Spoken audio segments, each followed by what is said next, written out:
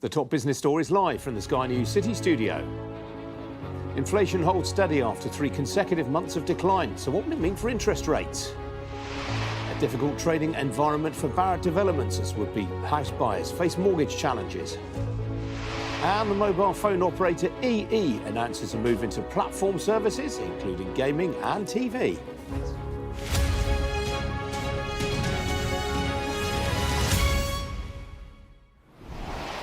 Good morning, this is Business Live with me, Ian King. The headline rate of inflation remained unchanged at 6.7% last month, ending 3 consecutive months of easing price rises. Consumer price inflation came in at 6.7% in September, the same as in August. Economists had been expecting a further decline to 6.6%. The Office for National Statistics said a fall in food inflation was offset by higher fuel prices for motorists. Core inflation, which strips out volatile elements such as food and energy, fell from 6.2% in August to 6.1%, although that was marginally higher than the expected 6%. Well, with me now is Charlie White-Thompson, Chief Executive of Saxo UK. Charlie, good to see you this morning. I've been saying on this programme for months, inflation doesn't fall in a straight line, and the Chancellor has actually made that point this morning. I think that's a good point. I mean, for me, this 6.7% print is a disappointing number. To your point, we've thrown 515 basis points of interest rate hikes at inflation, and it is proving to be resilient. And a bit like you, I've always felt that the UK inflation is virulent, and that effectively what we have is that we can see that in these numbers now. And as you said, the key numbers within the 6.7% was about food was down and diesel and petrol was up.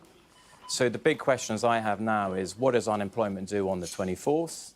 And what did the Bank of England do on the 2nd of November? Yeah, I mean, it's really interesting. If you look at services inflation, up 0.6% month on month, big increases in things like car insurance, recreation. I mean, that does point to domestically generated inflation and the wage inflation you just hinted at. Yes, you saw, and just as I walked in, I saw rental prices in the UK. So that's up 5.5% or something like this year. So the pressure on the consumer is significant. And that's why I believe that we have a recession within the UK consumer. And it's just a very challenging time. And that's why, as I think about the MPC, my thought process is that we'll see 25 basis point hike in rates when they meet on the 2nd of November. That's quite a ballsy call, Charlie. That's not what the market's saying. Yes, I think that's right. And I've been consistent on this. So I think the last time I was here with you, we spoke about the difference between Catherine Mann and with Dr. Dhingra. And within the middle, you have Hugh Pill and Governor Bailey. You know, the swing votes are Pill and Bailey. And my thought process is that this is a virulent form of inflation. And the way that you deal with it is via interest rates. And that's why I think we'll see that 25 basis points. And I feel that your viewers should prepare for that. Is there a case for saying that the MPC should sit on their hands? I mean, don't forget, October, we should see a very, very big drop in the headline rate because the energy price cap has come down. I mean, the MPC sat on their hands last time. And therefore, my view is to be proactive on this subject, get ahead of this, deal with inflation, and then we can start dealing with our other issues. So the lack of growth, that we have too much debt, that taxes are too high, and some of these points that we discussed last time.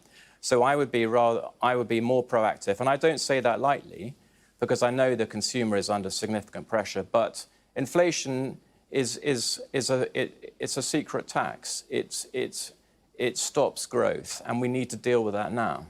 Yes, as you mentioned, we had some jobs data yesterday. We didn't get the headline employment data. We got the wages information yesterday. So we should see that on the 24th, and I think the survey is at unemployment at 4.3%. So we are off the lows, but I also feel that we should prepare for that number to go up, and that number will start to begin, in my opinion, sometime in next year. It will start to begin with a 5, and that is just a consequence of raising rates. But when you go back to the inflation number, if you compare the United Kingdom to the G13 or the 13 largest economies, we are an outlier. Our inflation is the highest within our 13, what I would call key comparable countries. And that is why I'm so focused on it. Why do you think we do have this stickiness with inflation in the UK compared with comparator economies? I mean, it looked as though it had been tamed. You know, we were all celebrating 25 years of the Bank of England's independence recently. Yes, I mean, I think that's a good question. So we have this virulent form of inflation. I think there are many reasons for it. One is Ukraine, and two is exiting the European Union. I think that dislocated a lot of the supplies. On the back of Ukraine, we are net importers of energy, so we saw that go through. Yeah, but so is Germany, so is Italy. Yes, but they didn't leave the European Union. And in addition to that, we have a tight labour market. So post-COVID, a lot of people didn't come, of the 50 to 57-year-olds, didn't come back to work or chose not to come back to work. And effectively, all of those things compiled to make our form of inflation difficult. And that is why the MPC has such a difficult job. Well, we've got you, Charlie. This time yesterday, we were talking to Paul Johnson from the Institute for Fiscal Studies. He was saying there's no scope for tax cuts, for spending increases. The government is in a real bind ahead of the autumn statement. How do you get productivity going without either of those two measures available? Yeah, it's very tough. So, and, you know, we're approaching an election year at some point. And so for me, there is little room. I think I said this when I was with you last time. We're in a financial straitjacket. So we have our interest on our debt's £110 billion a year, which is 2.3 times our defence. So for me, it's about this. It's about the growth plan. And what the growth plan would be focused on productivity, because we're sort of flatlining on that. And also, I would really do the things that we do well. And part of that is to take advantage of all of the areas of being outside the European Union and increase the profitability and productivity of our companies, and just unleash the economy. Charlie, good to see you as ever. Thanks for joining me this morning. Much. Some other stories for you now. And Barratt Developments admitted this morning that it has seen a slowdown in reservations since the beginning of July. The UK's biggest house builder and its second largest by stock market value said that it had averaged 169 net reservations per week up to the 8th of October. That's down from 188 in the same period last year. It said reservation activity has continued to reflect the mortgage challenges faced by potential home buyers, and it added that the outlook remained uncertain. The shares fell by 1.75% earlier this morning. The owner of the Premier Inn budget hotel chain said this morning it continues to see strong demand and remains confident about the outlook. Whitbread was reporting an adjusted pre-tax profit of £391 million for the 6 months to the end of August, which was up 44% on the same period last year. Well, that's despite Premier Inn continuing to make a loss in Germany, where it's spending heavily on expansion. Shares of Whitbread, which also owns the Beefeater and Brewers Fayre pub restaurant chains, rose by 3.5%. And the digital connectivity consultancy Kin & Carter has agreed a takeover by the private equity firm Apax, valuing it at £196 million. Kin & Carter supports customers in the industrial, agriculture, healthcare, finance and retail sectors with activities such as digital innovation, cloud modernisation, data enablement and digital optimisation. It was previously the printing and publishing company St Ives, but it sold those legacy businesses and changed its name in 2018.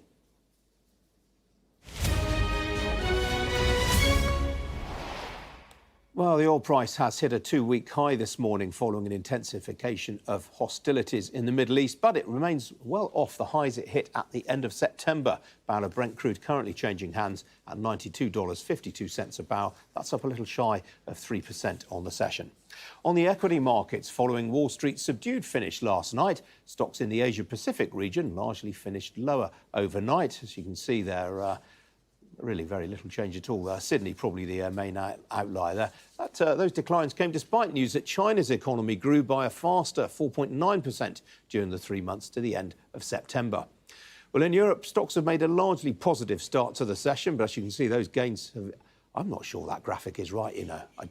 I checked all the European stocks coming into the studio and all the markets were in positive territory. Have to get back to you on that one. Talking points this morning include Adidas. That's up by some 4.5% in Frankfurt.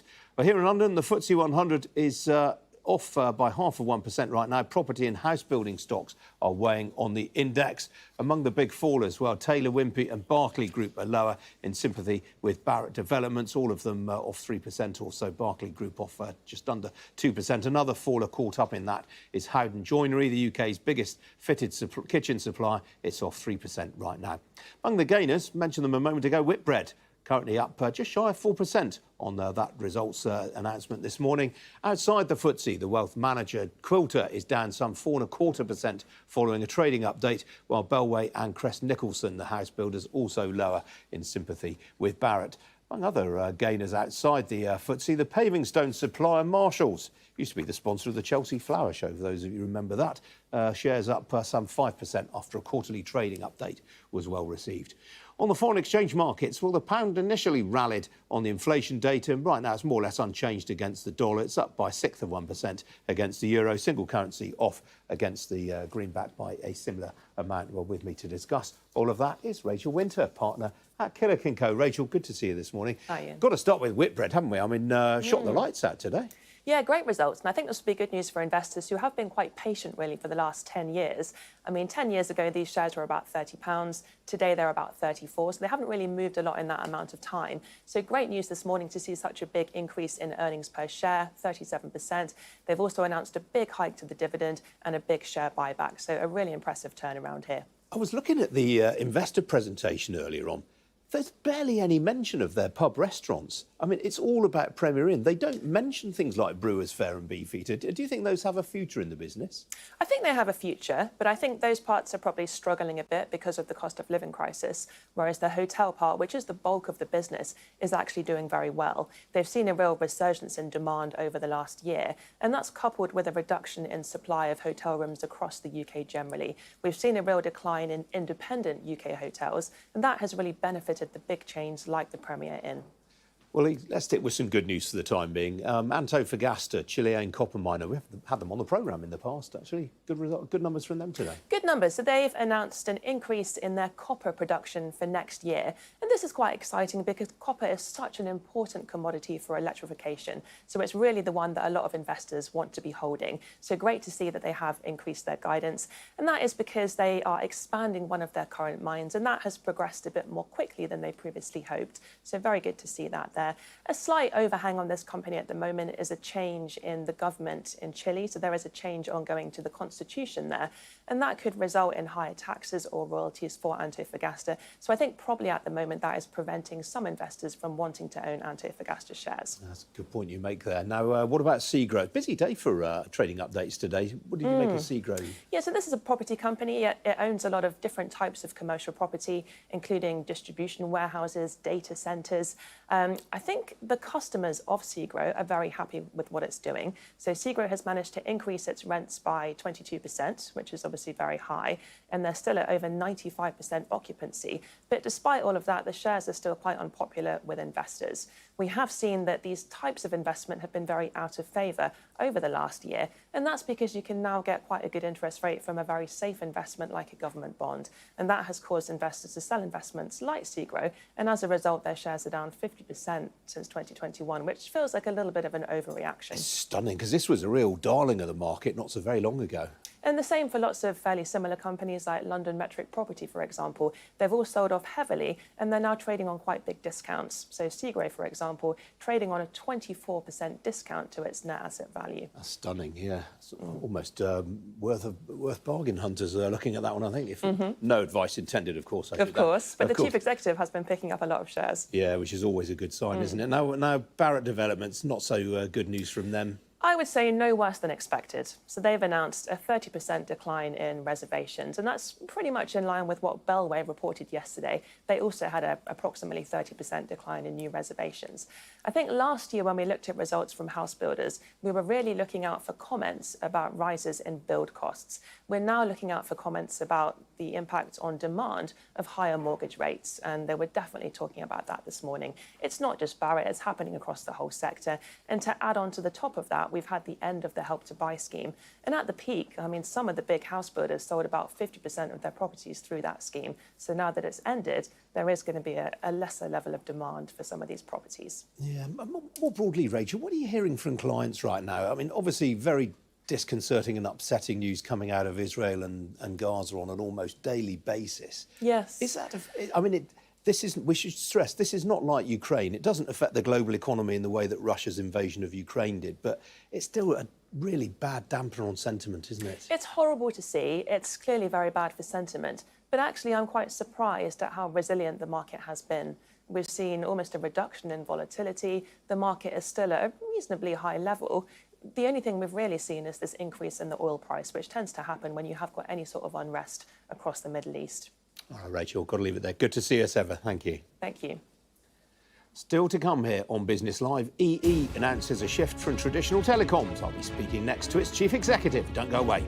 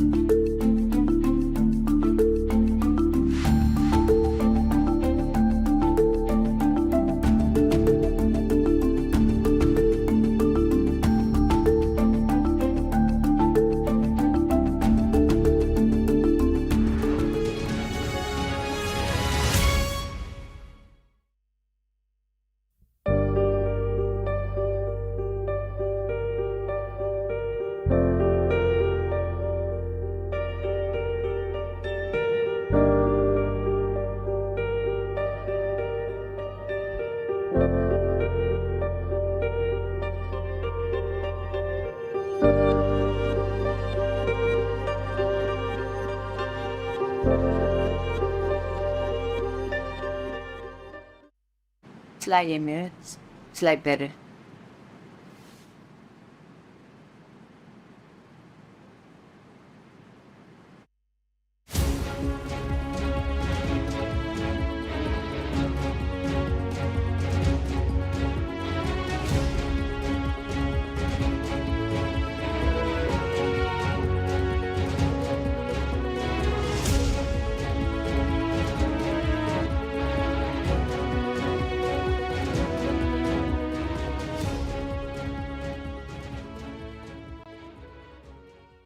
Fly Emirates.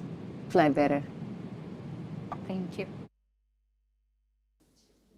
Welcome back. Just want to bring you a bit of breaking news. The environmental campaigner Greta Thunberg has been charged with a public order offence following a protest outside a central London hotel on Tuesday. The Metropolitan Police said she's one of 26 people who've been charged by the Met with public order offences. Interestingly, the statement gives her address as being in Dorset.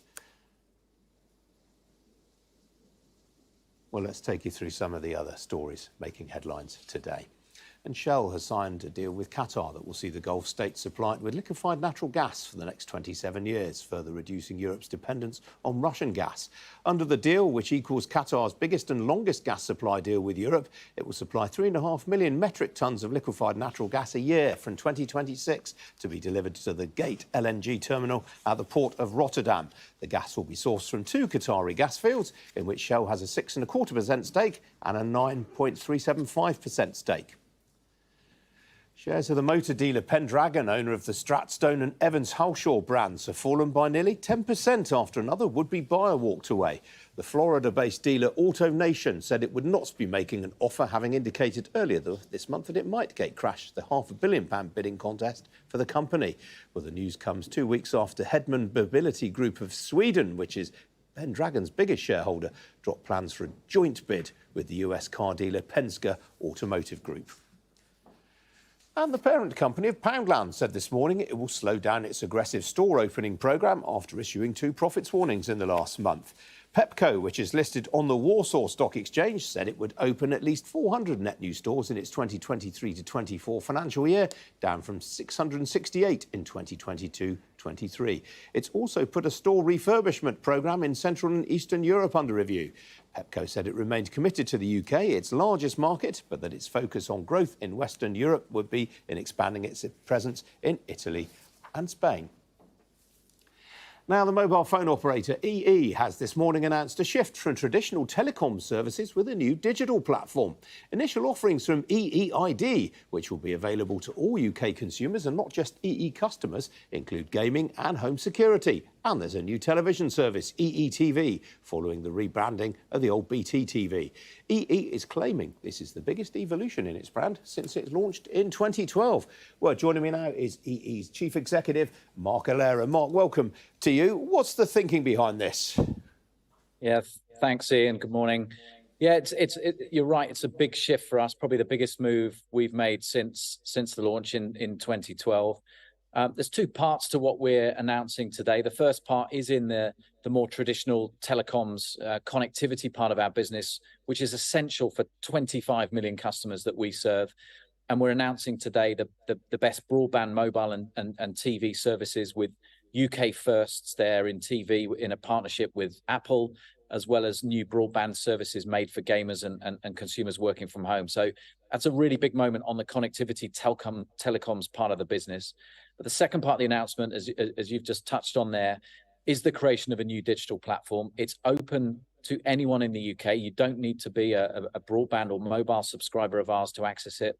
And you can get access to a whole bunch of new products and services designed to help you manage your digital life in easier ways. Because when we listen to customers, they're really struggling with how many devices and subscriptions and apps and accounts they've got. And we think this new platform is a way that we can help anyone and everyone organise that better. Who are you competing with here, Mark? We don't really see this as going head to head with anyone. That's not what we're really thinking about. This is about what our customers need and what is the evolution of a telco and a consumer brand and platform for the future. We can see huge growth in demand for data and devices, lots of complexity that consumers are struggling with. And our role and my team's focus is about making their lives better. And so this is what they're crying out for, and we think we can give it to them. We've had to build it on new technology and new platforms.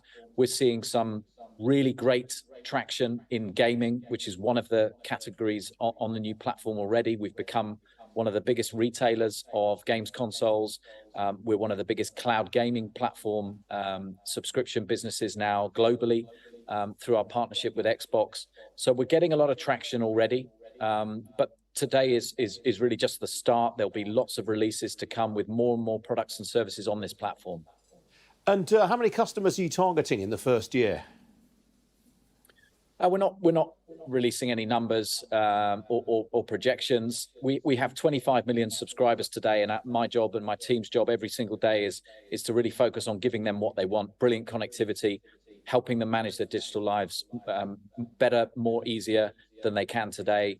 And that's what these new products and services are there for. Now, we are opening up to anyone. This is a platform where you don't need to be a broadband or mobile subscriber of ours. That opens up more relationships to more customers. I think that's a really positive thing for our business. It means we can build relationships with more customers than we do today.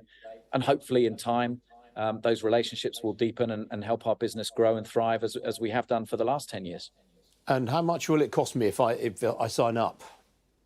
It's free to sign up. You can do it on our app and website, and you can do it in less than a minute, and then you're on the platform and you can start accessing all of those products and services that are available to you. Do I need a new router or anything like that? Not for the ID and not to access the platform. No, for the connectivity products, we've got a broad range to suit every budget. We've got the fastest broadband available on the broadest full fiber network now. We've got great bundles when we bring mobile and broadband together with outstanding value for customers, and a new TV service in a UK first as a partnership with Apple. So hopefully we can tempt you or some others to that. But the platform and creating the identity, it's free and it takes less than a minute. And will you look to migrate customers, EE customers, to the platform in the first instance? Is that the priority? Yeah, but both our BT customers, we expect to accelerate across to this new platform now because we've now got the broadest range of broadband, mobile and TV services for them. So great reasons for our BT customers to move across. And of course, our existing EE customers will be moving across this new platform as well. And hopefully we can attract some more as well from other networks across. And how much is this going to cost you, Mark? Well, this is all in line with the investments we've been making as a company, both in networks and innovating and improving our digital infrastructure. As you can imagine, integrating BT and EE, that's been a big task, bringing together two different organizations and cultures and brands and systems and technology. So as part of the last few years, really, we've been investing in both networks and IT to create this modern infrastructure that makes this platform and these experiences possible. OK, Mark, we have to leave it there. Good to see you this morning. Thank you. Thank you.